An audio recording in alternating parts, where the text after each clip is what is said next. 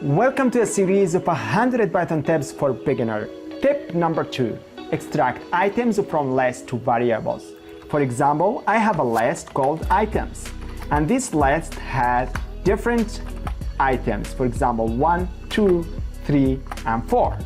I want to extract all these items in the list into different separated variables in one line of code. How to do that? You can write the variables directly separated by comma, for example 1, 2, 3, and 4 equals the name of the list items. Let's now print 1. Okay? Let's see.